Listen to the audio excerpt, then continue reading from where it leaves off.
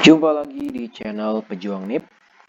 Di video kali ini kita bakal bahas soal SKB pemerintahan pusat. Nah, buat teman-teman yang belum nonton video sebelumnya soal pemerintah daerah dan otonomi daerah, silahkan cek di description box. Jadi, untuk saat ini kita akan bahas soal pemerintahan pusat.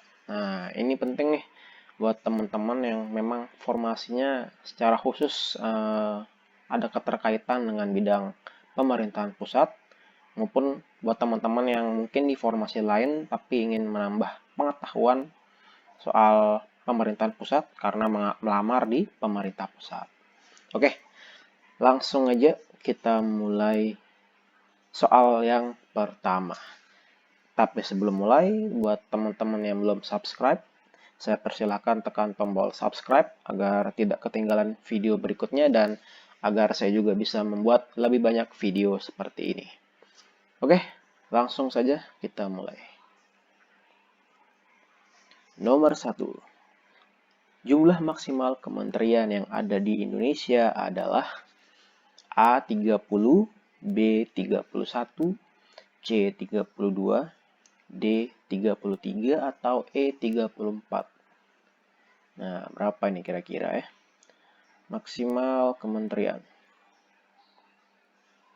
Dan jawabannya adalah E ya, 34. Jadi jumlah keseluruhan kementerian paling banyak itu 34. Dan ini memang udah diatur di pasal 15 Undang-Undang Nomor 39 tahun 2008 tentang Kementerian Negara. Jadi jumlah maksimal kementerian itu sudah diatur. Cuma mungkin komposisinya dari kementerian-kementerian ini yang bisa berubah menyesuaikan dengan presidennya atau kabinetnya ya. Dan itu nanti diatur dengan Perpres yang akan menyesuaikan atau berganti setiap adanya pergantian masa kabinet ya. Jadi tetap jumlah maksimalnya mengacu ke undang-undang yaitu 34. Oke, kita lanjut ke soal berikutnya. Nomor 2, jumlah seluruh anggota DPD adalah, jadi maksudnya total ya, total seluruh anggota DPD. Yang A 135, B 136, C 140, D 145 atau E 146 ya. Kira-kira yang mana nih ya? Ya, jadi yang benar itu adalah B ya, 136. Jadi untuk di DPD sendiri itu memang untuk DPD itu anggotanya tidak berasal dari parpol seperti DPR, tapi berasal dari perwakilan masyarakat ya, terutama dari organisasi-organisasi masyarakat ya. Jadi masing-masing provinsi itu sudah ditetapkan jumlah itu diwakili oleh 4 orang. Jadi kalau 4 orang dikali 34 provinsi, maka total keseluruhan anggota DPD itu adalah 136. Oke, kita lanjut ke soal berikutnya. Nomor 3, mengangkat duta dan konsul merupakan wewenang yang dimiliki oleh A. Presiden, C. Menteri Luar Negeri, B. Menteri Luar Negeri, C. Pimpinan MPR, D. Menteri Pendayagunaan Aparatur Negara dan Reformasi Birokrasi, atau E. Menteri Dalam Negeri. Ya, kira-kira yang mana nih ya jawabannya ya? Mengangkat duta dan konsul. Ya, jadi jawabannya adalah A ya. Mungkin ini kalau yang untuk bagian ini teman-teman kayaknya udah nggak asing ya soal mengangkat duta dan konsul ini wewenangnya siapa. Jadi ini merupakan wewenang presiden yang udah diatur di pasal 13 ayat 1 UUD 1945. Oke, lanjut lagi soal nomor 4. Di lingkungan kementerian atau kementerian koordinator dapat diangkat staf khusus menteri dengan jumlah maksimal yaitu A1, B3, C5, D7 atau E10. Ya. staf khusus menteri? Dan jawabannya adalah C ya, 5. Jadi staf khusus menteri ini bisa diangkat maksimal ya atau paling banyak itu 5 orang staf khusus. Dan ini kalau teman-teman mau pelajari lebih lanjut itu di pasal 68 Perpres nomor 68 tahun 2019 tentang organisasi Kementerian Negara. Nah, ini yang tadi saya maksud soal Perpres ini ya. Jadi kan tadi sudah ada tuh undang-undang yang mengatur Kementerian Negara. Nah, turunannya adalah Perpres ini. Jadi setiap ada pergantian kabinet, itu akan ada keluar Perpres baru yang mengatur soal kementerian-kementerian yang ada di kabinet tersebut. Ya, dan ini merupakan Perpres yang terbaru ya. Jadi nomor 68 tahun 2019 yang dimana ini khususnya mengatur kabinet Bapak Jokowi yang sekarang ya, Kabinet Kerja Jilid 2.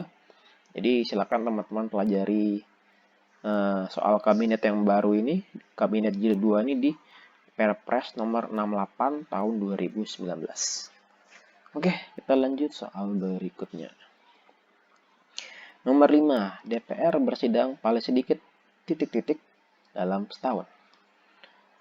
Sidang DPR A 1 kali, B 2 kali, C 3 kali, D 4 kali, atau E 5 kali. Dan jawabannya adalah A ya, 1 kali. Jadi ini juga udah diatur di UUD 1945. Tepatnya kalau mau teman-teman baca di pasal 19 ayat 2. Jadi sidang DPR tuh paling sedikit adalah sekali dalam setahun. Kalau memang kalau ada situasi darurat ya, itu memang bisa dilaksanakan juga sidang selain yang sidang biasa ya, bisa juga ada sidang yang menyesuaikan dengan situasi dan kondisi ya. Dan di sini diaturnya paling sedikit adalah sekali dalam 1 tahun ya. Oke, lanjut ke soal nomor berikutnya, nomor 6. Lembaga yang bertugas untuk menguji undang-undang terhadap Undang-Undang Dasar adalah A. Mahkamah Agung, B. Mahkamah Konstitusi, C. Komisi Yudisial, D. MPR, atau E. DPR. Menguji undang-undang terhadap Undang-Undang Dasar. Dan jawabannya adalah B ya, Mahkamah Konstitusi.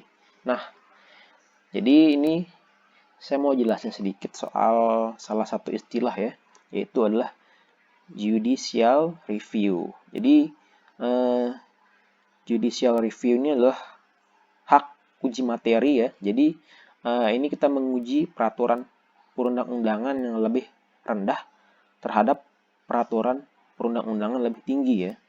Jadi maksudnya kayak gini.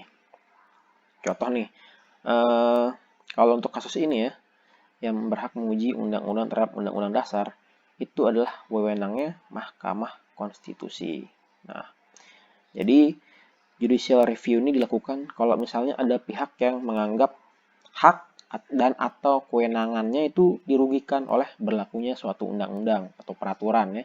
Jadi kalau ada pihak yang merasa haknya, wewenangnya itu terganggu ya karena adanya suatu peraturan atau undang-undang ini, itu dia bisa mengajukan judicial review. Nah, judicial review ini pun juga ada 2 lembaga yang berwenang kan. Yang pertama tuh Mahkamah Konstitusi, ya kan.